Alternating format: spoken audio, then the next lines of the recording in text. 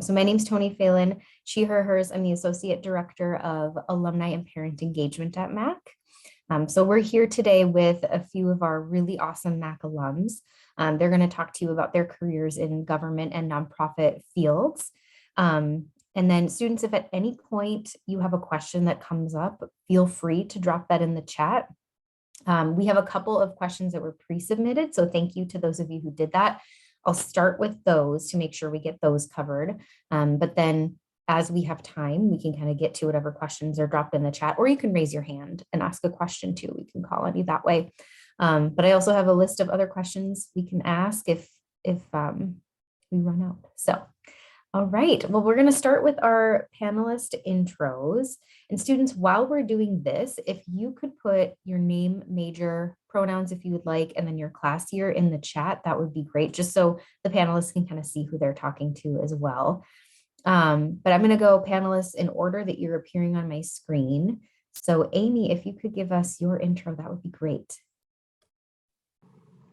Hi, my name is Amy Mino, and I was an art history major at Macalester, and I went on and got a master's of public affairs from the Humphrey School. I work in nonprofit. My organization is called Minnesota Landmarks, and they are focused on historic preservation in the state of Minnesota, and mainly focused on managing an historic building in downtown St. Paul on behalf of Ramsey County. So I actually have some government connections too, and I've been here for about 20 years. Wonderful. Thank you. Richard, you're showing up next on my screen if you want to give us your intro. Hello, everyone. Good afternoon. My name is Richard Cambridge. I graduated from Macalester in 1970. I studied economics and political science at Macalester. Went on to do my doctorate in international relations at the Johns Hopkins School of Advanced International Studies. And I've spent a career almost 40 years in the World Bank, which is not exactly nonprofit, but it's government, because as a bank, we only lend money to countries. There are no individual clients, so we work with governments. So I'll stop there, and if there are questions, I can elaborate. Thank you. Thank you. And Tony, you're showing up next for me. Good morning. I'm Tony Simons, and I work in the California Legislature, the Assembly Committee on Jobs, Economic Development, and the Economy. I graduated in 1983, and I was a sociology major and a journalism minor. In politics, you can go directly bypassing a master's degree, although I do think it's useful now. And my policy committee deals with issues around international trade, as well as small business development, and a lot of economic justice issues. Very cool. Thank you. Amelia.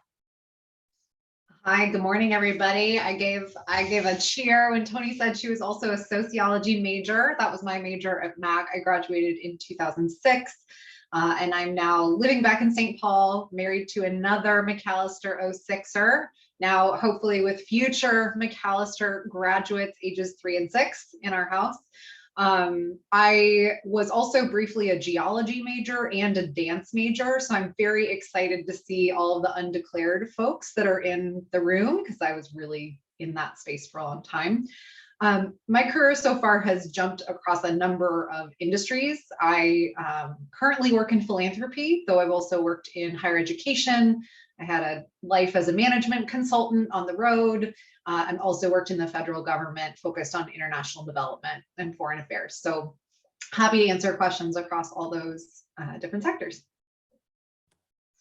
Great, thank you. And Eric. Hey everyone, I'm Eric Goldwasser. I was an American Studies and Urban Studies major at Macalester. And I started my career after college working as a nonprofit community organizer, specifically focused on housing. And most of my career has been focused on housing and homelessness. So I did that in New York, working for a community development organization here, and then ended up deciding that I wanted to kind of understand structural things about housing more. And so went and got a PhD in geography at the University of Minnesota. And then came back to New York, and I'm now working as a research manager at a large homeless services organization called WIN. And we do a lot of shelter and supportive housing. So kind of straddled the divide all my life between academia and nonprofits. Wonderful, thank you. So I'm going to kick us off with our first question. As you all know and have demonstrated even in your intros, MAC students, MAC alumni have such varied interests. How did you all decide, and maybe you didn't decide, maybe you fell into it, but how did you end up in the career path that you are currently in?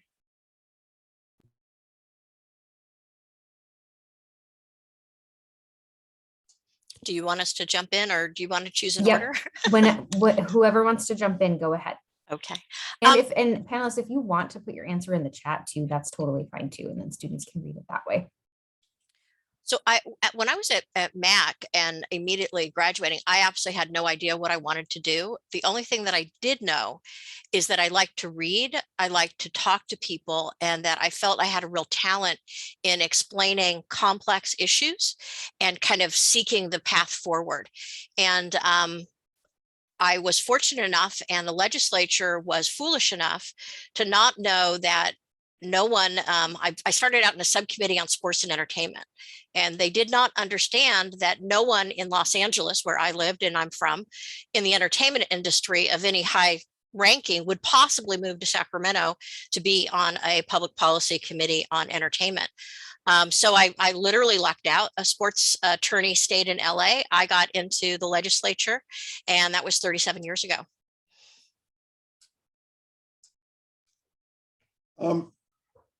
Very quickly, I graduated in 1970, which meant that I went to Macalester in the late 60s.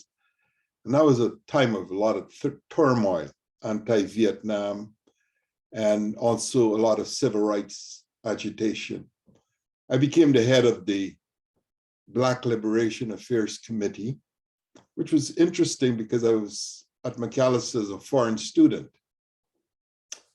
So there's a nexus between being international, foreign, and being involved in domestic politics.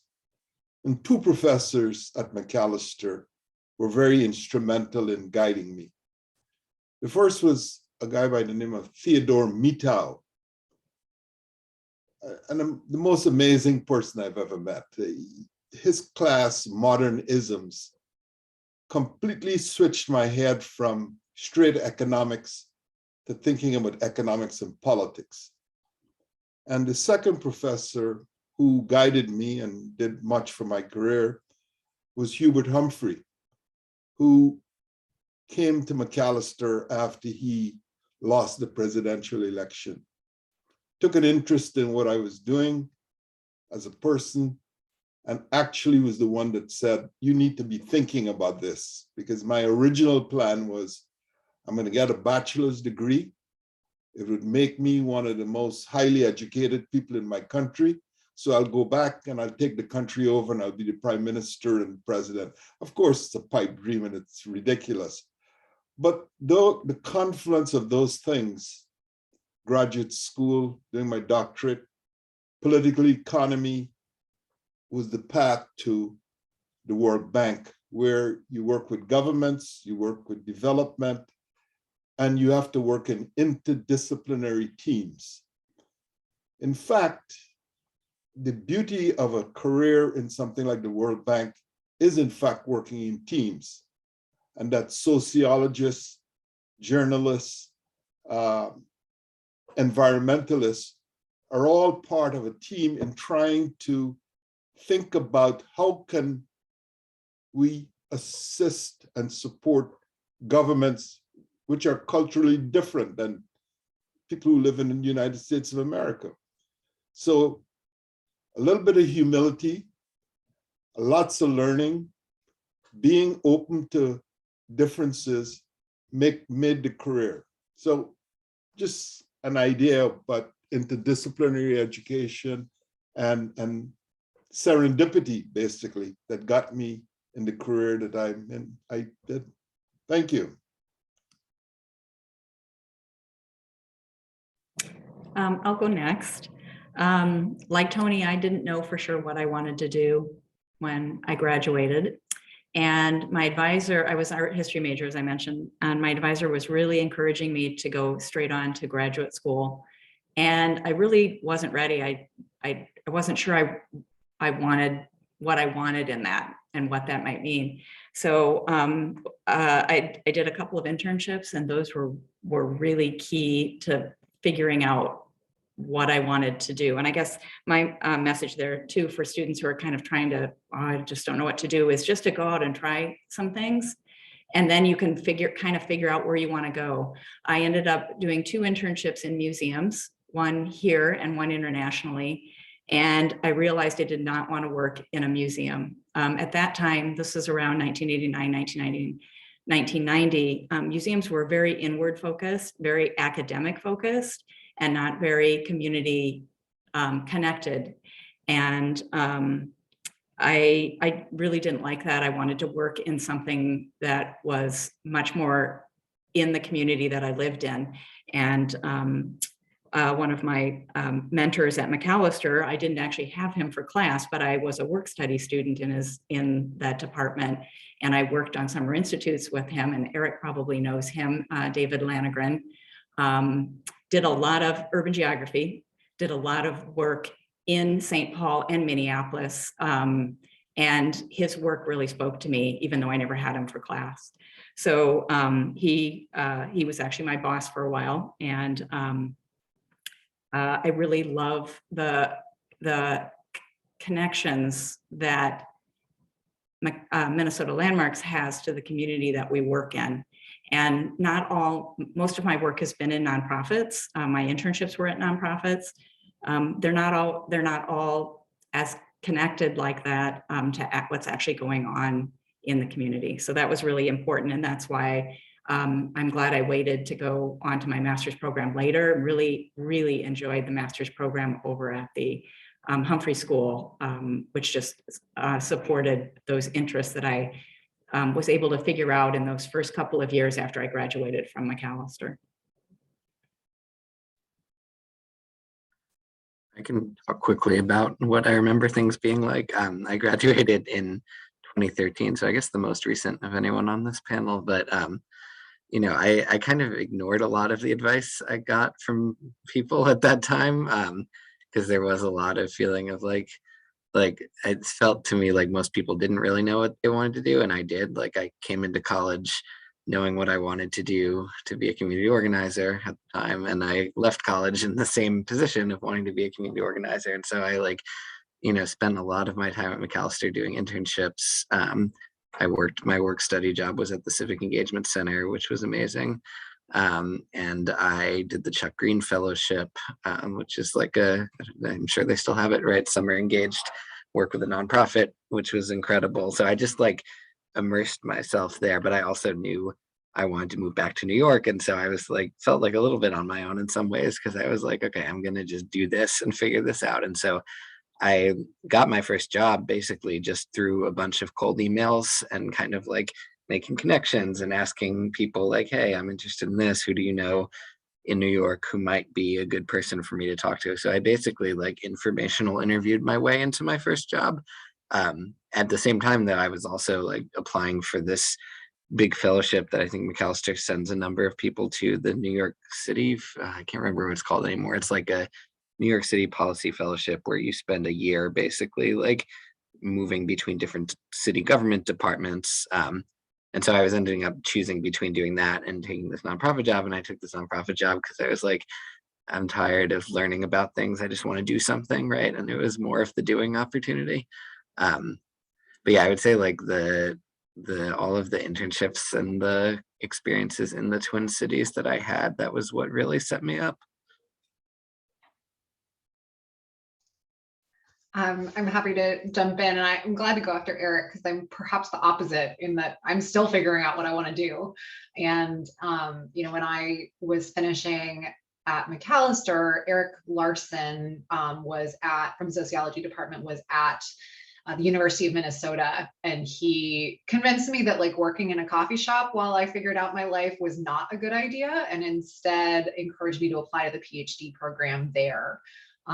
So I mean, I have mixed feelings about whether you should go to graduate school when you don't know what you want to do, but it's what I did. And I would say kind of the hallmark of the different positions I've had over the last decade is I have not applied for any of them. They've all been created as a result of people who know me and know my skill set and know what I'm good at. So most recently now, I serve primarily in chief of staff type jobs. I really come in and support an executive team as they're going through some kind of change process. And just want to affirm, I think something Richard mentioned at the top around part of what I so value about my Macalester experience was that ability to work on cross-sectoral or, cross subject matter teams, and to see, everyone has a valuable perspective and everyone has something to offer the team. And I think that that's something, regardless of the major you choose at Mac, is just part of the culture that's baked in, is that there is this, value and deference to different forms of expertise that I don't see from some of my peers that got their liberal arts education elsewhere. Great. Thank you all so much. So I'm going to jump into the pre-submitted student questions. The first one, and if you don't feel like you have to answer every question, panelists, if you want to take a step back at any point, and I'll put this in the chat too. But how would programs like the Peace Corps, Fulbright, AmeriCorps, and others aid or generally factor into a career in government or nonprofits? Also, are there other programs like the Peace Corps and Fulbright you might be able to recommend? Eric, I know you were talking about a couple programs at Mac. So if any of you know of any programs like that, please go ahead and speak up, and I'll put it in the chat too, so you can reread it.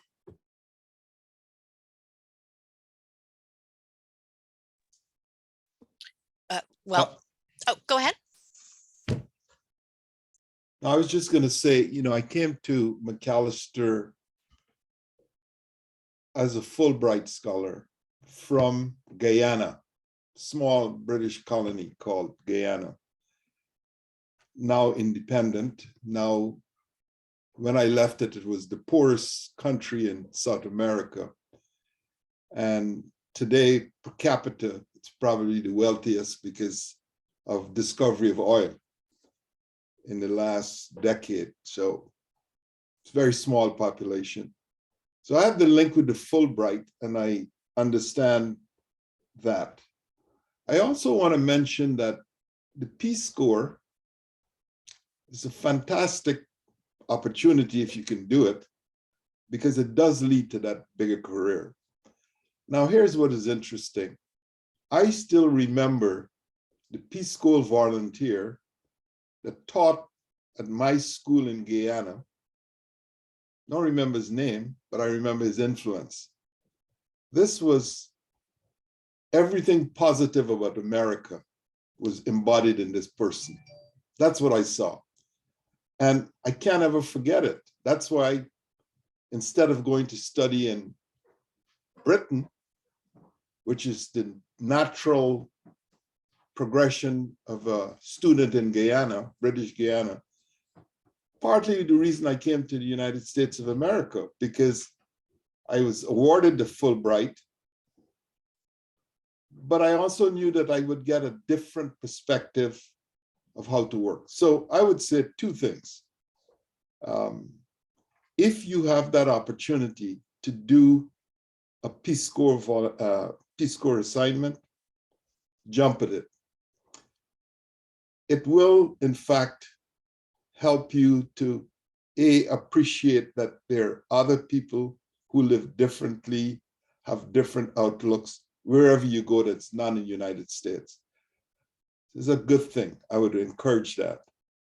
And the Fulbright is very good for students. and it's a great organization. So by all means, but I support the Peace Corps. I think that's a wonderful thing. I put in the chat a link to a new California volunteer corps called Climate Action Corps. And it aligns, it's very similar to AmeriCorps. I think that these programs are quite useful. I actually ran the first AmeriCorps program for California in the rural areas that was sponsored by the U.S. Department of Agriculture. And I think it's an amazing opportunity. I would encourage you to do one thing though. Think of it in a real more entrepreneurial way. You can passively apply and get assigned, but you can also go out and talk with organizations that might then apply for an AmeriCorps position. And that's really how a lot of the U.S. Department of Agriculture ones did in the beginning. And I worked with I can't even say I supervised. I facilitated and supported and uplifted students that decided that they were going to rebuild a downtown fire station that had toxic chemicals, and you can imagine what else, into a community center. Small town, didn't have any other space. Another one decided that they were going to do food gleaning in a rural area and fed low-income people in their town. So super empowering, but also creative. There's no limit. So I would encourage you to also examine that, as well as, you can also join, and they'll, I'm sure, give you worthy opportunities. I work regularly with AmeriCorps volunteers on promise zones and other federal designations. And the young people that are doing that are doing the real work. They're not answering phones. So these are real community development projects. Tony, I know this wasn't exactly in your question, but one of the things that I used to meet with a lot of Macalester alum on when I was still living back in DC was just the different pathways into the federal government. I think, I put the Presidential Management Fellowship in the link, which my husband did. I wasn't nearly a good enough student to get into that program. So it is, like many of the other fellowships that have been mentioned, highly competitive.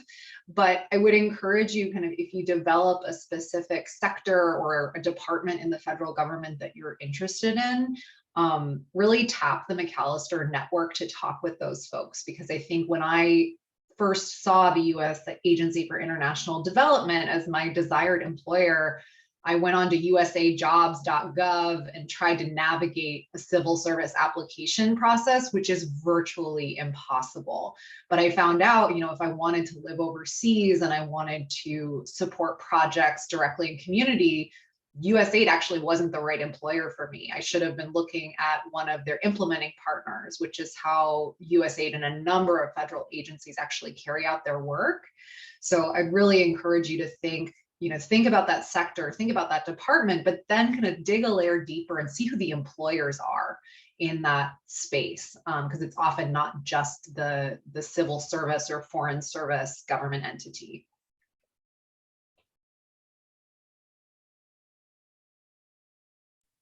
I would add to that too, that if you went on a study abroad program at Macalester, hopefully you all did, but if you didn't, definitely encourage you to think about going abroad as part of whatever career path might take you. Such a great way to really understand how different the world is out there, and that's really important. But I did go and have get an internship in Europe after I graduated, and the connections that I had with the study abroad program at Macalester helped me find a place to live while I was there and things like that. So don't forget, if you did go on a study abroad program, those professors, those who are involved in the study abroad program may be able to help make some connections for you if you did want to go back and really fully live in a country that you maybe did study abroad in, or other ones that you might want to go to.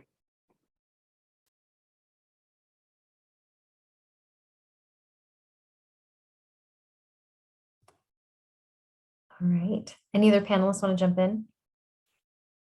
Okay. So our next pre-submitted student question, and students, again, please feel free to drop questions in the chat here too, and we can hopefully get to those too.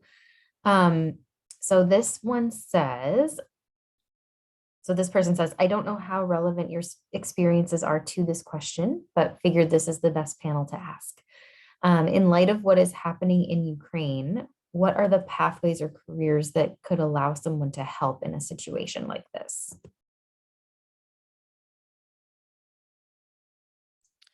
Well, believe it or not, local governments and state governments are already preparing to what we're going to and helping Ukraine immigrants. They're also helping organizations locally that are providing support to the Ukraine or to organizations that have good reach into the Ukraine. So whether it's what you want to be doing right now, I think that's one of the things that I really like about the place that I found. I am trying to do change internally. Government has a lot of problems, but it also has a huge reach. And so yesterday I was on a call, multiple calls, trying to look at issues for Afghan immigrants. And then also we were adding, I do small business. So we know that a lot of people are going to come forward and be entrepreneurial. And there's also workforce training. So out of my committee in the California legislature, we're looking at how can we support entrepreneurship among immigrant groups. So I think there are things we can do right now. I just mentioned that I keep saying the World Bank. The real name of the institution is the International Bank for Reconstruction and Development. And just a little bit of history, the first country that received a loan from the World Bank was France, rebuilding some railways. Japan also borrowed from the World Bank, and these are all immediately after World War II, the end of World War II. As we speak today, the World Bank has already announced, expecting that there will be a ceasefire at some point, a multi-billion-dollar program of reconstruction for the Ukraine. And that's on the government-to-government level. But then there's also the humanitarian aspects, which is not the forte of the bank, except that we'll have to support infrastructure for schools and hospitals, and a range of areas will require help in rebuilding. But the staff itself has started a campaign to raise funds. You know, people have family, friends, experiences, and in the way the World Bank works, people move around. They don't stay only in one region. You get the experience of working in many parts of the world. So that drive is ongoing. Many of us feel the need to do something on a personal level. That opportunity is there also, knowing full well that those funds will go then to NGOs that actually have the talent and the skills to go in and help people on the ground. World Bank is not set up for that. It's about raising large amounts of money, working with governments, but takes a bow to the work that's done by nonprofit voluntary organizations. Fund those as well. Yeah, I would echo a lot of what's been said. I think, like Tony mentioned, even just widening your aperture on what you consider helping in these situations, right? Like I work for a very small philanthropy based in Minneapolis, and yet I spent my whole week mobilizing about $300,000 in grants to Ukraine, right? So I would not, while I was sitting at Macalester, I never would have thought like, oh, an office in downtown Minneapolis that's just a small foundation could actually do anything. I think similarly, as you all figure out what the balance of your professional careers and your personal passions are, is to just know that at various points in your career, those will converge and diverge, right? You might have personal activism or personal engagement that really lights your fire, and you might be working at a job that isn't doing exactly that at that moment. So I think it's a piece of advice I'm only just settling into now in my own career and in my own activism, is to say, just remember your whole person, and remember, you know, if you care deeply about LGBTQIA rights, then you can do some of that in your personal life. Like even if you work for an organization that doesn't focus that way, And I think finding, because of just how many compounding crises we are seeing in the world right now, it is really easy to feel overwhelmed and then powerless or paralyzed. And just to know that you should follow your intuition and your passion to say, like, maybe it is making art, maybe it's producing film, like maybe it's sculpture. Like, it doesn't have to be you on the ground living in a tent to have, you know, really meaningful impact. You know, before we move on, I think Amelia said it really well. And a Mac education is a gift. And it is a highly selective school. There are not a lot of people in the US, when you think of total population, that had the educational opportunities and the connections and the ability to take something and spin it and look at it slightly differently. And I think that means, as part of that, is a responsibility. So wherever you're at, you can decide that you're going to be part of that change agent. Whether you're managing up or you're managing down, or you're just saying, I volunteer to do X, Y, and Z. I think that's one of the greatest gifts of a Macalester education, is that you don't even need to be validated by your peers, because you have a core sense of what is right, what is just, what could happen, and you can take that on yourself.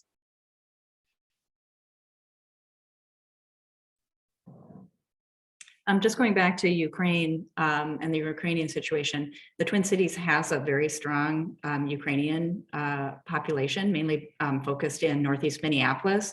And you can find some of they're a little harder to find because a lot of those organizations are volunteer, but they are out there. You could do Google searches to find them. They're always looking for volunteers. And sometimes your volunteer path will lead you to a job path too. So don't discount that. Volunteer opportunities really can make a difference. And I know they've been very important in my life, and supported my career too. And the other thing too, that some of the other panelists have kind of touched on about Macalester and Macalester students, we tend to be very idealistic and really focused on the best parts, I think, of what the American experience is. And sometimes with all the political rhetoric, that gets lost in the ether out there. And you are our ambassadors out there too, and especially in the situation with Ukraine, where we've got an authoritarian situation taking over a smaller country. It's really important that we are out there presenting what America really believes in and stands for, because a lot of people don't understand that. And even in Europe, I remember when people have preconceived notions about Americans and what we stand for in Europe. So you have that opportunity to really project that outward. And that is really, really important, especially in this situation. My husband is actually from a former communist country. This has been very disturbing for him. How far are they going to go? And he still talks about how America's basic ideals have gotten him through. He still says this is one of the best places to live. So don't remember that. Remember those things are important, and try to hold on to your ideals, not let them get too convoluted out there with everything, all our complications. And you have the opportunity to really project that onto whatever it is that career path that you end up taking. I just wanted to add something to this discussion. We're, students, food for thought. I was very disturbed, like I think everyone, by the images that we've seen about what's happening in the Ukraine. As a person who grew up after World War II, those images are images that reflect concentration camps, Europeans being crowded into railway cars. And the fact is that the end was death. So they're very disturbing. Those are the images that we have. Those are the images that we see. is refugees, is the phenomenon of refugees going to be almost a career? Because it's not just Ukraine. A couple of weeks ago, it was Afghanistan. And a couple of months before that, it was Syria and Iraq. And even before that, there were economic migrants from across the border in Mexico and Central America. And so when we say NGOs, nonprofit, it's not an immediate thing. You don't solve it immediately. I live in Northern Virginia, just outside of Washington, D.C., and the settling of Afghan refugees is not an easy thing. It's not, let's give some blankets and some food and then we feel we've done the job. This is probably going to be a permanent feature of this millennium. Borders are going to start shifting. People are going to be seeking refugees. So think about a career in nonprofit as being a much more sustained, integrated type activity. We all going to do things. My wife and I, who by the way is a Macalester graduate of the same class, so 50 years, we just made some donations to some organization. But we're not assuaged by that. Part of that is also self, you're doing something for yourself. How do you project it and make it something that's real and you understand why these things are happening? Is the world that we're living in suddenly going to change and we will never have refugees again? So as students, I think as you finish your career and your studies at Macalester, think about it in that way. I would urge, and that's where again this interdisciplinary seeking out others, hearing other points of view become important, because when you get out there to help and to support and to build a career, it's not, it's not something that you alone could do. You need to be a part of a team, a part of a group. So I just wanted to share that for students.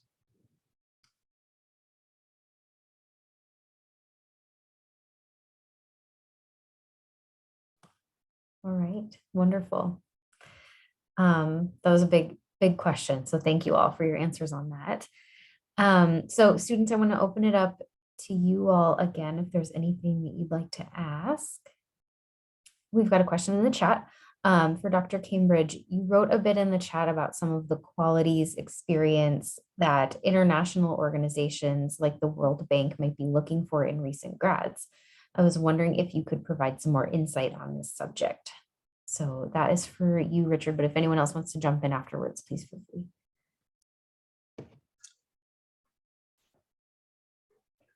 There are many levels that I can answer that. And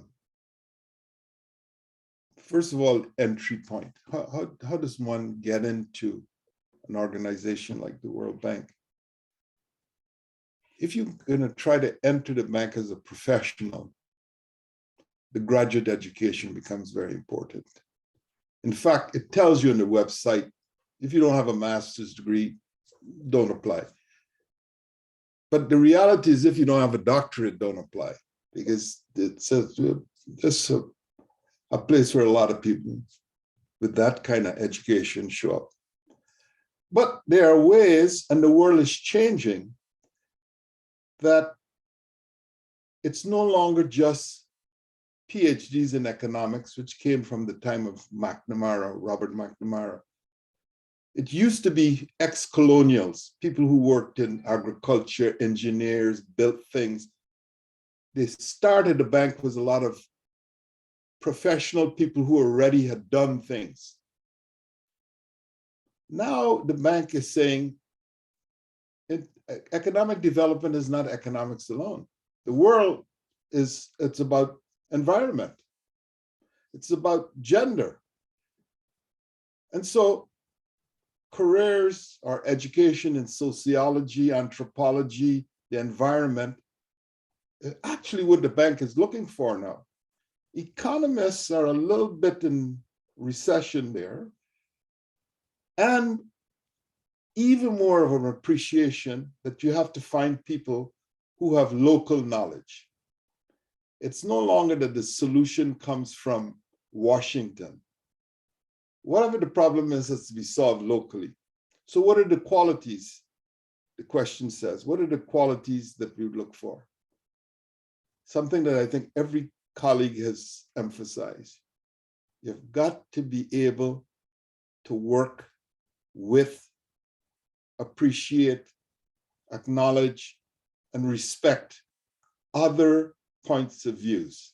It's a real thing. You know, I know that when I joined, I didn't really know what that meant. I would be courteous, but in my head, I was like, yeah, but this guy's from Guyana. What would he be able to tell me? No, that's a genuine thing. And there are many ways that you can demonstrate to somebody who's recruiting that you bring that persona to the job. You know, it's what you've done before. It's how you participate in an interview. And I think Macalester already has a reputation. I came to the bank because somebody in the World Bank who was a Macalester student, graduate, kind of said, you know, I'd like to work with you. So one, Macalester is an asset. And let me whisper this. When I see a student from Macalester, he or she goes to the top of my list. That's my bias. So being open, having that background, having done some things, any job that you've done in the summer, you've been abroad and so forth, it just enriches the person that the bank is looking for. So I would say that to me is as a young person trying to come in as a research assistant, as an intern or something, that is what the bank is actually buying. You know, I remember once a young man came to me. I was on a panel. I didn't hire people by myself. And the guy had left undergraduate school. He'd gone on and done an MBA, and he just finished a law degree. And we said, well, let me ask you, what have you done? He said, I've been to school. And we said, thank you, you're a very smart young man, but you're not the person that we're looking for. He did nothing other than go to school. So the panel universally said, no, not even like a summer job. You can say, you know, I worked at this little group, or I waited or whatever. So if this is an insight, I want to share that. And of course, I'm available to chat with anybody at any time and give you a little bit more. I would affirm all of those qualities. I do a lot of hiring in my job, a lot of entry-level hiring, I should say. And, you know, I look for things that I think have already been pre-selected into people at Macalester, but probably worth mentioning anyway. I think, you know, everything Richard mentioned, and really strong communication skills, and that includes writing. Especially in entry-level positions in a world of where executives are getting hundreds of emails a day, a really well-constructed email catches people's eyes. So strong writing, I would put at the top of the list. Time management, I would also put at the top of the list. I suspect if any of you students on the call are like I was at Macalester, the day started with my off-campus job. I went to class, I went to dance rehearsal, I went to clubs. Like, you're doing a million things. And though that just feels like college life, that's actually an incredibly valuable asset in the workplace, is to say, I can, you know, keep all of these plates spinning. I think a couple of years ago, I was in an international development job panel at MAC. And one of the things that I shared there that I'll share again is just don't underestimate an executive assistant position. I think that, coming from Mac and the richness of the majors that are provided, you want to be an analyst or you want to be a research something, but there's a really unique place that you occupy as recent undergrad graduates, where if you get an executive assistant position with a strong executive, you're going to have access to all sorts of information and meetings and people that you're going to have to wait like another 15 years in your career to get back to.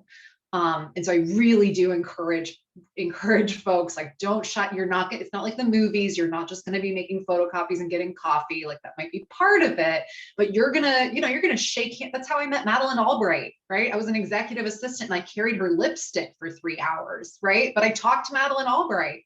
And so to think about those entry points and the people you'll have access to meet when you're in those spaces.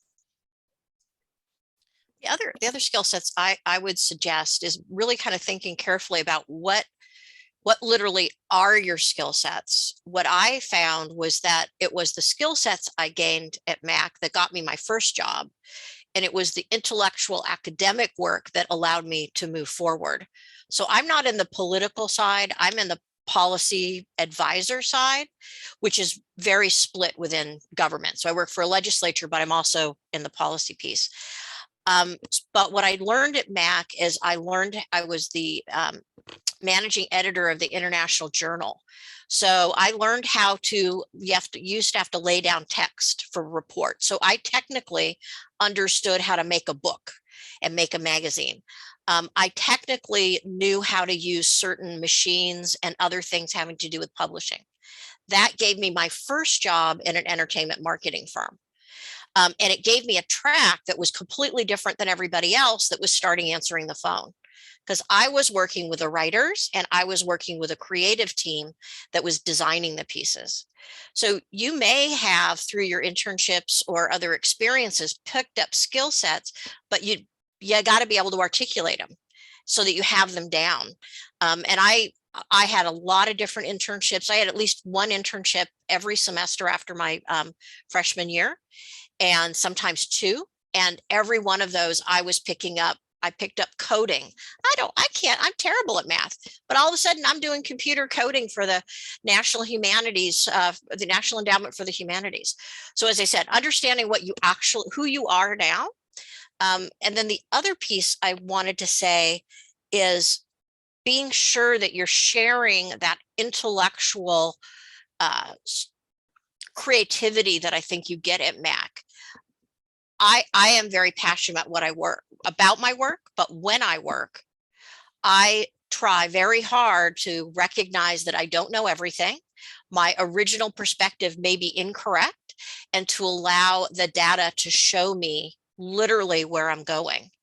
And so when I interview people, I don't interview anyone with a political science major. I don't find it works for what I do. I'm looking for sociologists. I'm looking for people that have a lot of the cross humanities pieces that that people have, and I'm looking for someone to show me that they don't think they're right, that they think that they respect others, and they want to search for what is a good answer, because there is no right and wrong. So what's right for me may not be right for you. What's right for my state may not be right for another state. What's right for African-American entrepreneurs may not be the right answer for Latinos that live in Los Angeles. So I want you to show me that in when you communicate and how you conduct yourself. I think the other thing, which is maybe just general and maybe optimistic, but hopefully not in nonprofit and government world that involves doing human services work or interfacing with people who do human services work, is that, like, we're hiring right now, and I've been kind of screening based on communication, like being the big thing, but also do you have any empathy or ability to empathize with what people who are currently homeless in New York City, for example, in our case, are going through, and not just like empathizing with the experience of homelessness, but I want people to be able to understand what it's like to be in a highly bureaucratized system as the subject of the system, right? And so that applies across things other than homelessness, right? I think it applies across distribution of aid to refugees, or to, anything where anybody is receiving a public service, right? People are dehumanized often in those systems. And so we're, really trying to hire people who can articulate that and who can articulate their commitment to creating more humane systems, if that makes sense, right? Not just accepting the status quo. And I think there can be, I know before I worked in the nonprofit world, I really idealized it, right? And I didn't understand that nonprofits and governments are, some of the people doing the horrible things as well as trying to help, right? There's always two sides to that. And so it's, I think it's also important, just don't idealize this work either, right? Because it can be just as violent as capitalism or any of the more obviously violent systems that we work within, right? Nonprofits play their role. And so folks who can stay in this work tend to be people who can understand that and understand how their work is shaping the system to be more just, even as we recognize that the system itself can be quite violent at moments.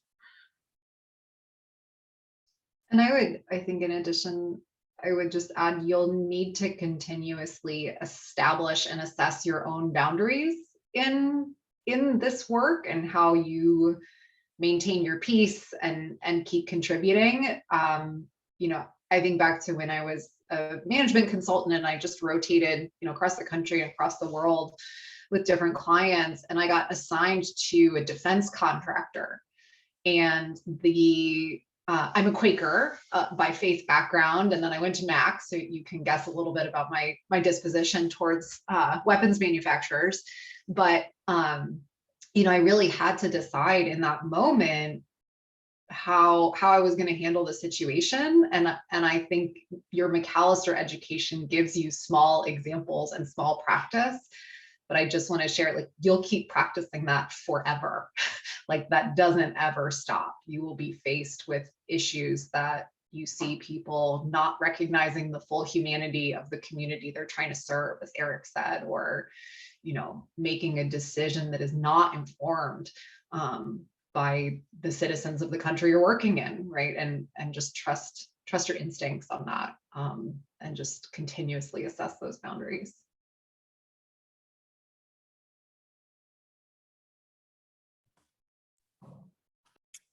Since we're kind of talking about hiring, I would just say too, and as you're, looking at putting yourself out there and your resume out there, don't hesitate to give them a little bit of an idea of who you are and what you find is important. I know from looking at lots of resumes, my eye will catch different things, and I'm always looking for a diversity of experiences. So, and sometimes those aren't just a typical, whatever job it might have ended up being in. I interviewed a woman who had put on her resume that one of her interests was ultimate Frisbee, and it caught my eye. And I wasn't exactly sure what ultimate Frisbee was, but I thought that was really funny that she put it on her resume. And I ended up interviewing her, and I ended up hiring her. She was a great employee. And so, don't discount some of those other things that you do that kind of give people a sense of who you are and what's important. You never know. That's kind of how you get noticed when you're out there trying to find a job. I would second Amy, just very quickly. I agree totally with what Amy says. The CV in its standard form that you see, a lot of them get thrown into the garbage can. To any student in Macalester who's interested in the World Bank, I would say you have the interest, pursue it. I mentioned something about PhDs. That's not really how this works. If you, as a young graduate of Macalester, want to pursue a career, please do. Follow up. You may not get accepted the first time around, but it's a passion. It's something that you want to do. You want to learn more. You think you can contribute. That'll get through. You'll get that point across. I had 4 in my career. I've retired now from the World Bank. But I've had 4 Macalester students work with me as summer interns. Some went on to big jobs in their countries. others went to academia. And I think one came back to the World Bank as a quote unquote professional. But pursue it. Don't be put off by, this particular job requires a doctorate or so forth. You're a young person, you're humble, you want to start, pursue those opportunities.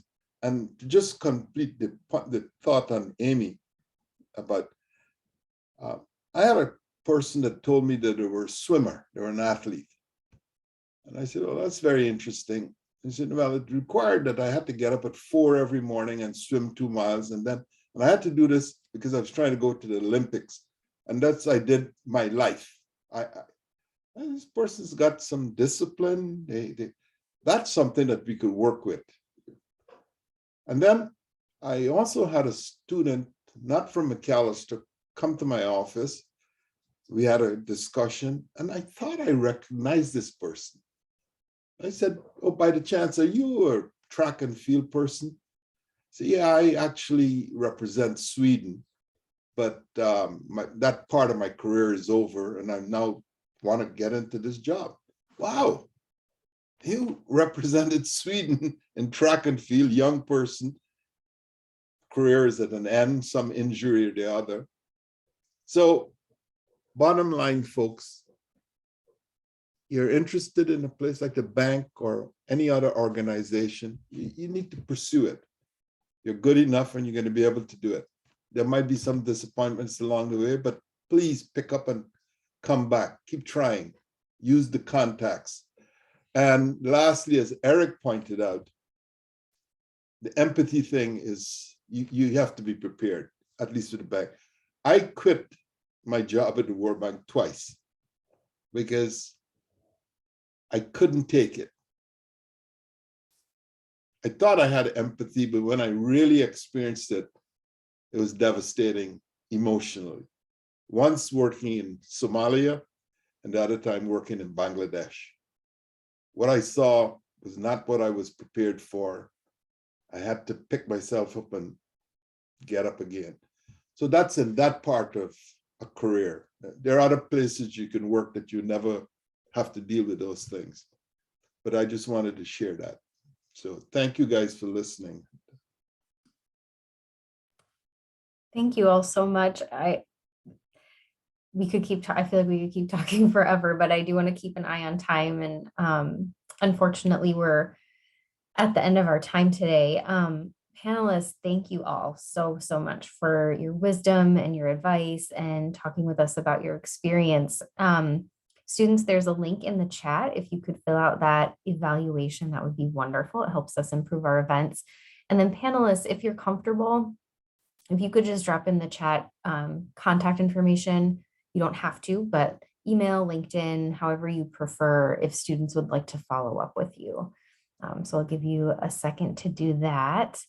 But yeah, students, thank you again for joining. Thank you for those of you who submitted questions both before the event and during the event. I think this was really great. I'll leave the room open for a little bit if students want to write down email addresses, but yeah, thank you all so much.